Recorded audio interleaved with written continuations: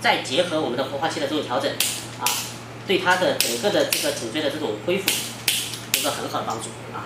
那么这个有不同的这个档位，还有不同的这个探头，能适于我们全身的各个不同的选择。比如说像这种啊肩颈穴啊、肩中穴啊，我们大家都可以用这种穴位的刺激，也是可以。但是这个呢，大部分用于西方的话呢，大部分对于骨骼和肌肉上面应用会比较广泛，会比较多一点。好，这是我们。